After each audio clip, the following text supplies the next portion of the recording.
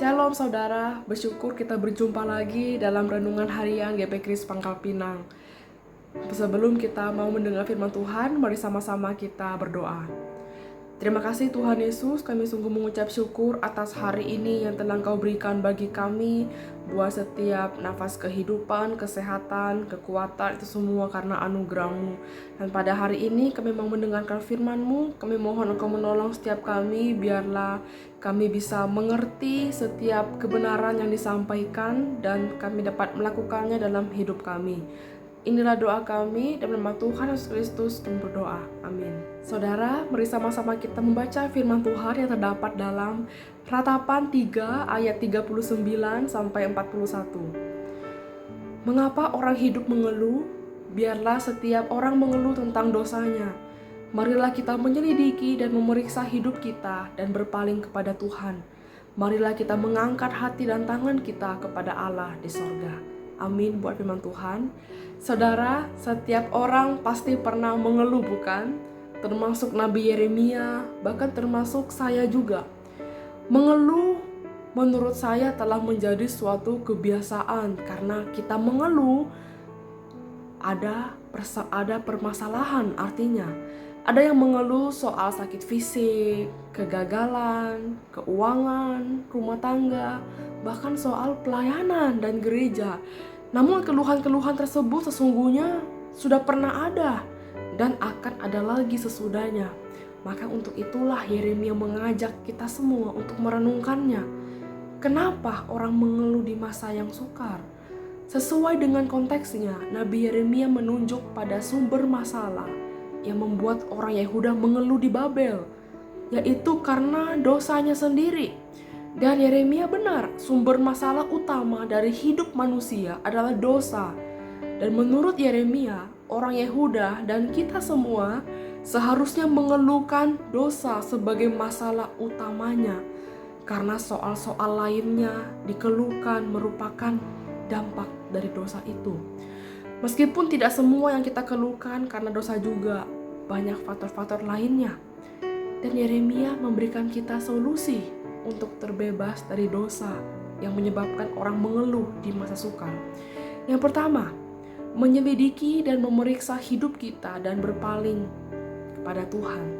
Terdapat dari bacaan kita di ayat ke-40, himbauan Yeremia agar pertobatan orang Yehuda karena kesadaran sendiri bahwa mereka mengalami penderitaan karena telah meninggalkan Tuhan. Jadi saudara, Tuhan mengizinkan penderitaan untuk menguji umatnya, apakah mereka mengasihi Dia atau tidak. Dan tercatat dalam Ulangan 8 ayat 2, Yakobus 1 ayat 12. Dan tetapi jika masalah datang karena dosa kita, maka pertobatan yang sungguh-sungguh itulah merupakan jalan satu-satunya untuk dapat kembali kepada Tuhan. Yang kedua, mengangkat hati dan tangan kita kepada Allah di sorga. Tercatat dalam bacaan tadi, ayat 41, himbauan Yeremia agar orang Yehuda berdoa dengan kesadaran bahwa hidup mereka semua hanya karena kasih karunia Allah. Demikian juga kita hari ini.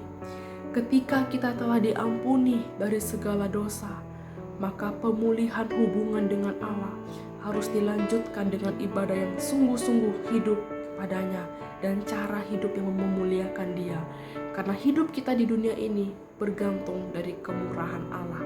Saudara, dari 2 poin sederhana tadi yang dapat mengembalikan hidup kita yang ruwet menjadi sederhana kembali. Hidup kita yang penuh keluhan akan dipenuhi dengan sukacita, karena Allah telah memulihkan hubungan antara kita dengan Allah dalam Yesus Kristus. Saudara, kalaupun dalam dunia ini kita banyak pergumulan, penderitaan, tapi kita masih bisa hidup, masih bisa berharap akan masa depan yang penuh dengan harapan. Yang harus kita lakukan adalah terus menguji diri kita. Kita mengingat akan dosa-dosa dan kita bertobat agar kita bisa berpaling pada Tuhan. Minta Tuhan terus memperbarui iman kita, serta mempercayai bahwa Tuhan akan berkarya dalam kehidupan setiap kita. Kiranya Tuhan memberkati kita semua. Amin. Mari kita berdoa. Tuhan Yesus yang baik, hamba-Mu telah selesai berbicara. Biarlah firman Tuhan hari ini mengingatkan kami bahwa ketika kami mengingat dosa-dosa masa lalu kami, tapi biarlah itu menjadi peringatan bagi kami. Biarlah kami untuk kedepannya bisa kembali ke jalan yang benar, kembali kepada Tuhan. Mampukanlah kami, biarlah hidup kami berkenan di hadapan Tuhan dan menyenangkan hati Tuhan. Inilah doa kami, dalam nama Tuhan Yesus Kristus kami berdoa.